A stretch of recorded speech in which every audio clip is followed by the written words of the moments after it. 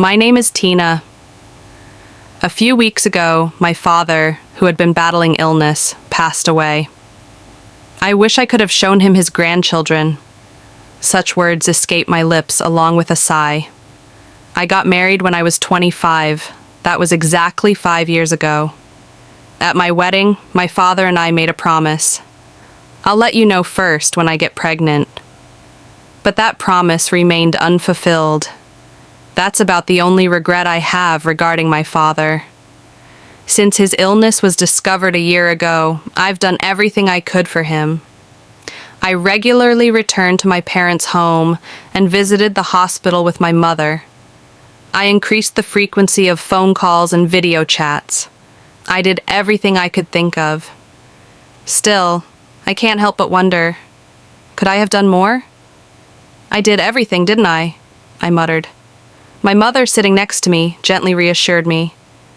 You did well, Tina, really. Really? I asked. Yes, your father would be satisfied.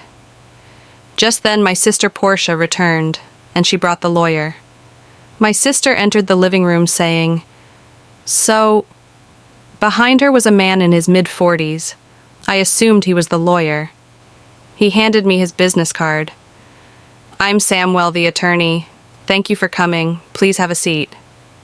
Excuse me then, he added. My mother guided the lawyer, Samwell, to his seat.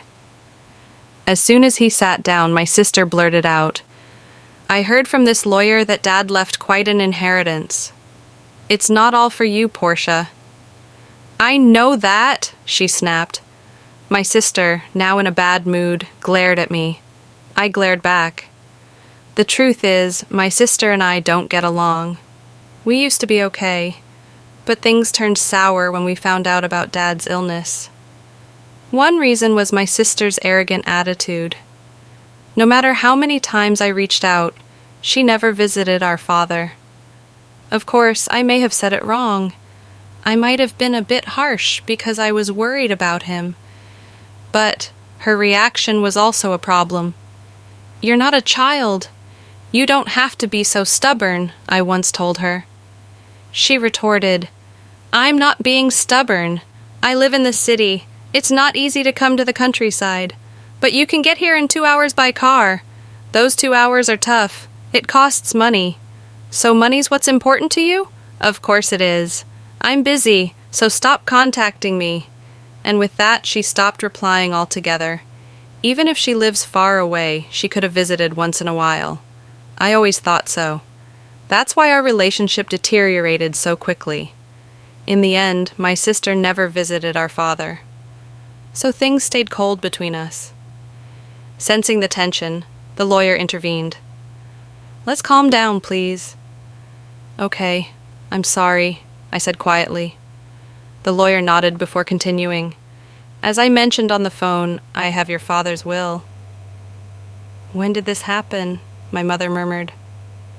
A few weeks before he passed away, the lawyer explained.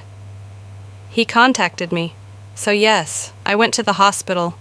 I had him write the will in front of me with his primary physician present.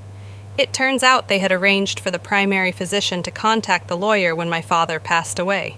So, after my father passed, he contacted the lawyer. And in turn, the lawyer reached out to us. That's how it happened, and why I'm contacting you now, the lawyer said, pulling out a white envelope. He placed it in front of us. This is the will.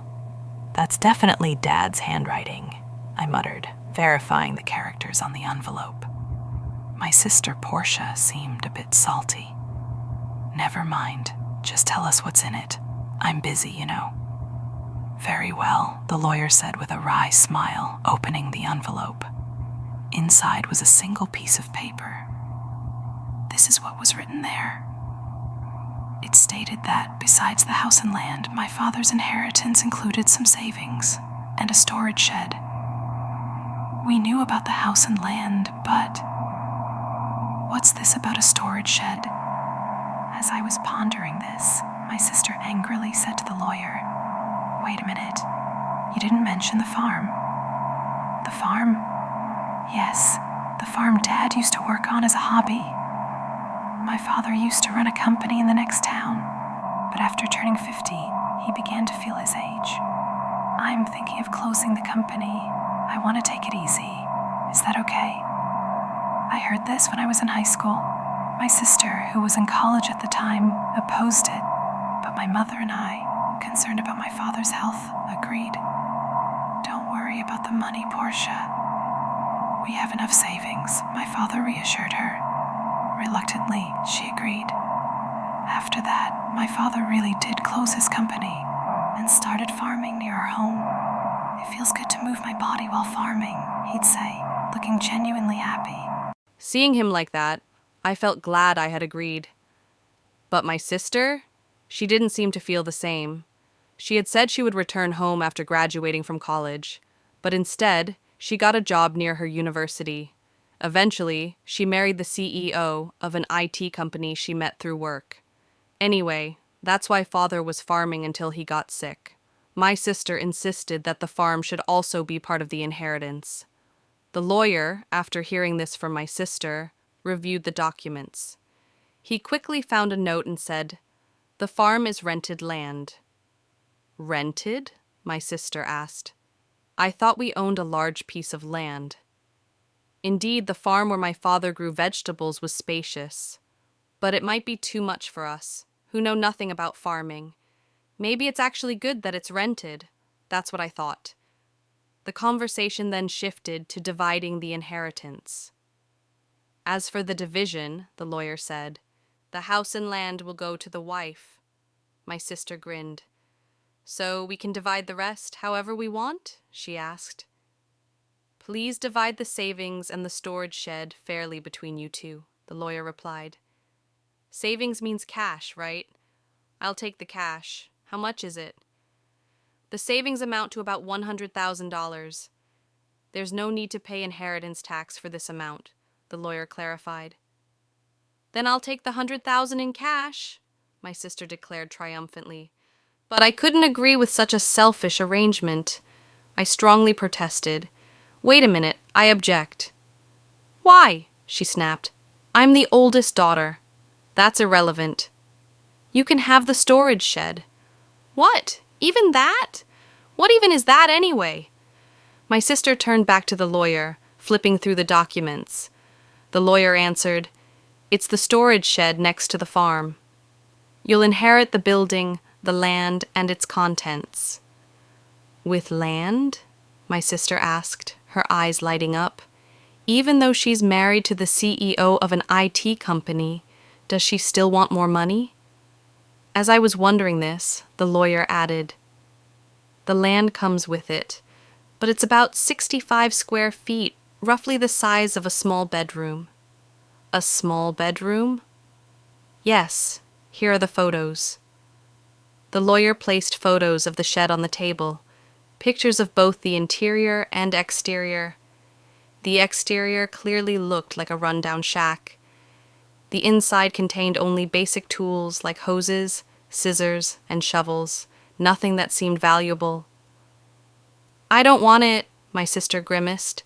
I peeked at the photos too. It was all very ordinary. These are sentimental items, but they won't bring in any money. As I was thinking this, my sister spoke. Fine, I'll take the cash. You can have that dirty shed. Hold on, that's not fair. You agreed to the vegetable farming. What are you complaining about now? It was hard to argue when she put it that way. Still, if I didn't say something, she'd take all of Dad's inheritance. So we're good then? My sister pressed. As I struggled to answer, my mother chimed in. As long as Portia won't complain later, I have no objections. There's no way I would. Then Portia gets the cash and Tina gets the shed, okay? It's settled then, my sister grinned. Feeling uneasy, I immediately objected. Well, I'm not satisfied. Oh, give it up. You're so greedy, aren't you? That's not it. You're such a hassle. You care more about Dad than money, right? My sister's words left me speechless. Of course, family is more important than money. Money is important, but it's not something you compare with family. While I was thinking this, my sister quickly ended the conversation. In the end, my mother got the house and land. My sister got Dad's savings. All that was left for me was the dirty shed. After that, my sister signed a document promising not to complain about the inheritance division. She laughed loudly. I was full of complaints. I couldn't help but vent to my mother. "Mom, why didn't you help me?" "I did help you." "How?" "You sided with Portia." "That's not true. I made sure you got the shed." "Huh? I'm not happy about getting that shed." "You might find something surprisingly good if you look closely," my mother said with a smile. I could only puff out my cheeks in response. The next day, I took the key from the lawyer and headed to the shed near the field. It was a 10-minute walk from home, a rural road where no one else passed by. I finally reached the field my father had rented. For the past year, he'd been hospitalized, so the field was empty. I opened the shed with the key. Wow, it's dusty. The shed was quite dusty, probably because no one had cleaned it in a while. Still, there might be something sentimental from Dad. Thinking this, I looked around the shed. Nothing special here. It was just a dirty shed after all. All I found were tools Dad had used for farming. They could be considered sentimental, but they weren't anything special. Maybe I should just take what's inside for now, I mumbled, looking around the shed. That's when I noticed something. It looks smaller than from the outside. Maybe it was the dim light, but the inside of the shed felt a bit cramped. Is it just my imagination? Thinking this way, I stepped outside the shed, but something still felt off. After pondering for a bit, I decided to walk around to the back of the shed. The backside was adjacent to a thicket of various trees. To my surprise, there was another door there. "Wait, another entrance? At the back?" I gasped. When I looked from inside the shed, there was only a wall, meaning the only entrance I saw was the one I had used. Yet, from the back, there was clearly a door. What's going on? I thought about it. A door on the back should be visible from the inside too, but it wasn't. That meant there had to be a wall in between. In other words, there was a space accessible only from the back. The moment I realized this, I got excited. This must be Dad's surprise. Dad always loved surprises. He even used to surprise me on my birthdays. Memories flooded back, and I found myself tearing up. I quickly returned inside the shed and began searching for the back door key. If it was from Dad, he would have hidden it somewhere in the shed. With that gut feeling, I rummaged around. After a while, I found 2 small keys hidden in the handle of a shovel. I went around to the back and tried one of the keys in the mysterious door. Click, it opened. What could be in here? The space inside was indeed cramped, only about 3 feet wide. A large safe stood alone in the corner. Is this from Dad's company? I recognized the safe immediately. It was the same one I saw in the corner of his office when I was a child. Feeling nostalgic, I hugged the safe. This was a true memory of my father. I felt fulfilled.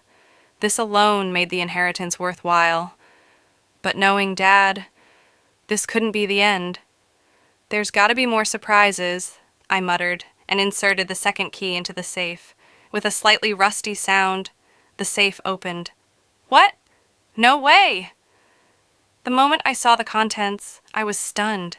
Inside was an unexpected inheritance. What should I do? Oh, I have to tell Mom!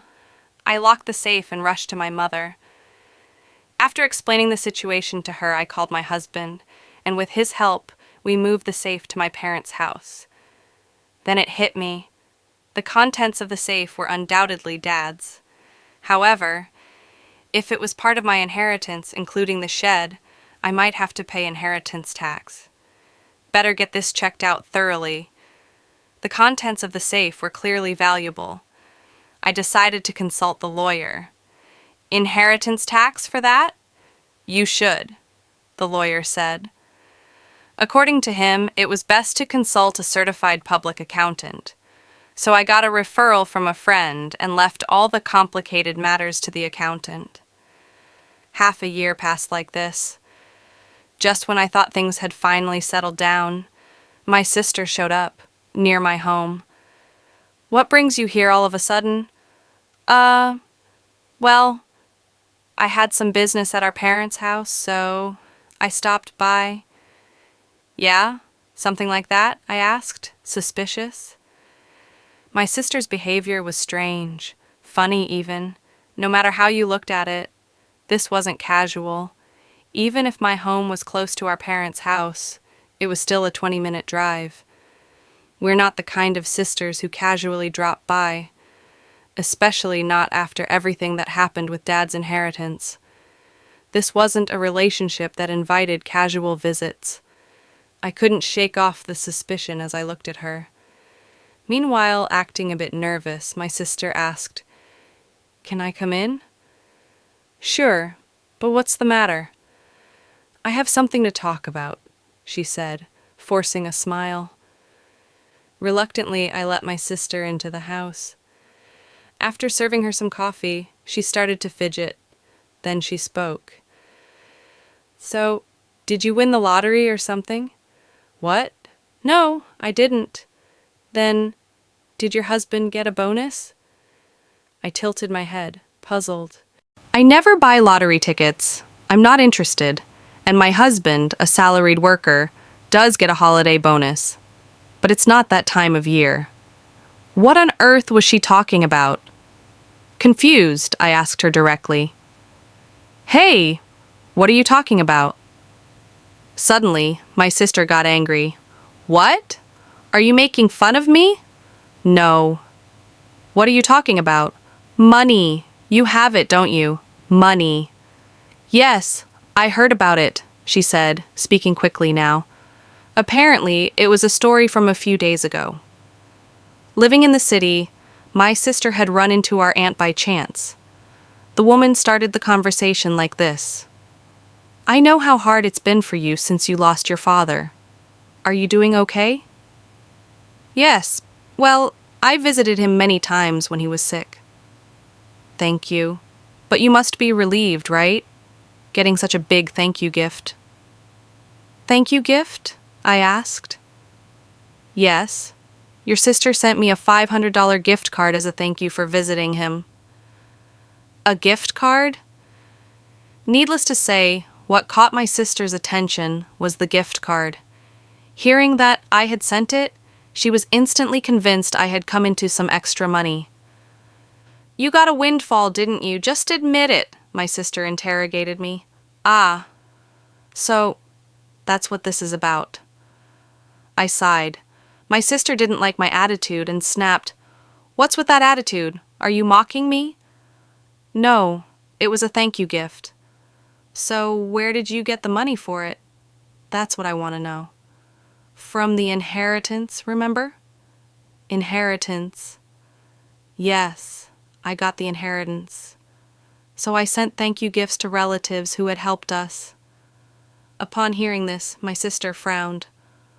"All you got was that dirty shed." "Yes, that's true, but there was a safe inside it. That's where the real inheritance was." A safe? Real inheritance? I carefully explained to her about the watches in the safe. They were all valuable, collected by my father as a hobby during his lifetime. However, I didn't know their exact value. On the other hand, the remaining savings were about $100,000.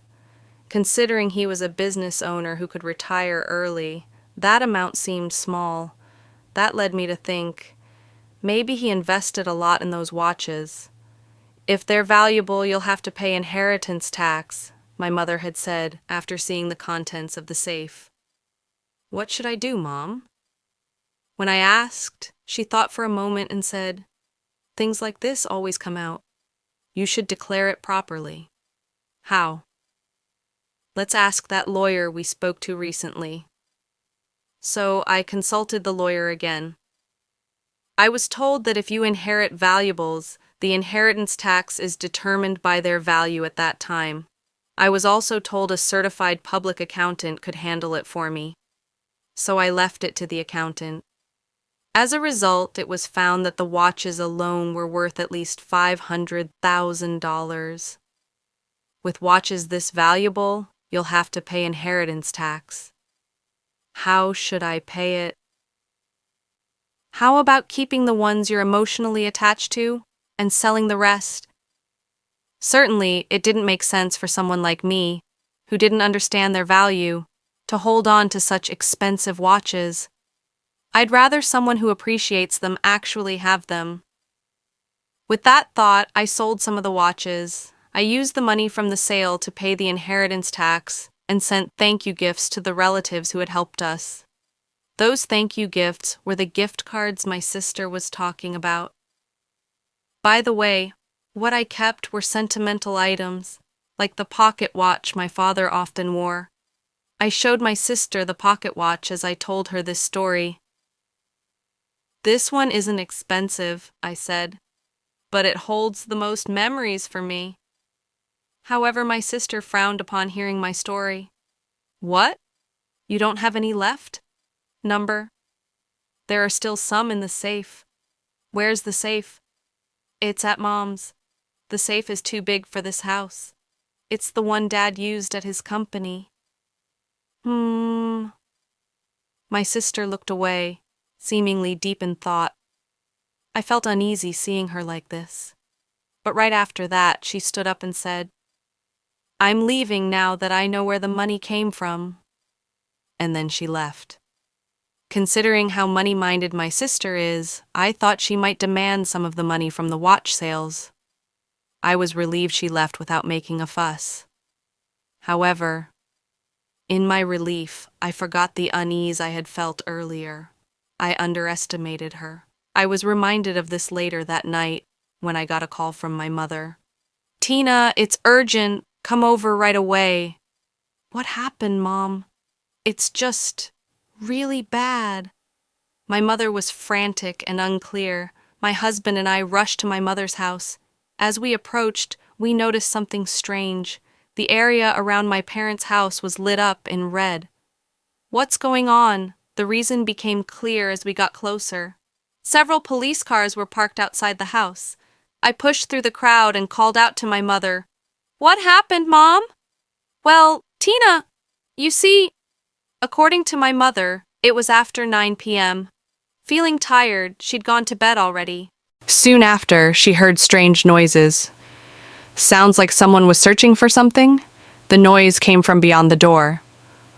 "Oh no, it's a burglar." That's what my mother thought instantly. However, she was the only one in the house. Feeling helpless, she decided to escape through the window. Looking back, she saw the light of a flashlight moving inside the house. "This is definitely a burglar," she thought, convinced. She ran to the neighbor's house and said, "Help! There's a burglar." Hearing this, the neighbor immediately came out. They too saw the swinging light my mother was pointing at, and they called the police. Everyone thought it was a break-in, but it wasn't a burglar at all. It was my sister. She had sneaked into the house to rummage through the safe after hearing my story. Neither my mother nor the neighbor had any way of knowing this. Soon, the police arrived. Naturally, my sister was shocked. Realizing she was in serious trouble, she panicked and tried to make a quick escape. Of course, it was her own family home, so there was no need to run. But in her panic, she thought she had to. As she rushed to flee, she bumped into the open door of the safe, and just then, the already unstable safe toppled over, falling right onto her. "So, Portia got trapped under the safe?" I asked. "Yes," my mother replied. "That's what happened." "Is she okay?" "She was taken to the hospital by ambulance, but she keeps saying her leg hurts." What on earth was she thinking? I was truly dumbfounded. Afterward, my mother and I apologized to the police officers who had come to help. We felt terrible for calling so late. I also phoned my sister's husband. Wait, you're saying Portia broke into her own family home and got injured? Yes, that's correct. What is Portia even doing? She doesn't even do housework. I'm really sorry about my sister. That's it. I'm filing for divorce. Divorce? Actually, according to my sister's husband, she had racked up a considerable amount of debt. Apparently, she'd been spending a lot on brand name items. He had just found out, and they had a huge fight. In the end, my sister stormed out of the house shouting, "I'll borrow from Mom and pay it back." It turns out she had already used the $100,000 she inherited to pay off her debts. Still short, she came to me, trying to scrounge for more money. Learning about the contents of the safe had led to her actions, which in turn led to this entire mess. No wonder her husband was furious. In the end, my sister, who had fractured her leg, was hospitalized. Her husband came to the hospital and handed her divorce papers. Naturally, she made a scene. "I'm not getting a divorce. Absolutely not." But it was too late. He had already made up his mind. Seeing the divorce papers in front of her, she had no choice but to sign. Now she lies in her hospital bed, stunned. There's a part-time job magazine next to her. She's probably planning to start working part-time to pay off her debts. Honestly, that would be a relief for me. As for me, I decided to move back to my parents' home after all the commotion. Of course, I'm worried about my mother, but there's another reason. I found out I'm pregnant. My husband and I talked it over and decided to move back home. My mother will help us with the children and childcare. I wish I could have told my father about the pregnancy while he was still alive, but I'm sure he would be happy for us. So now, I'm looking forward to giving birth to a healthy baby.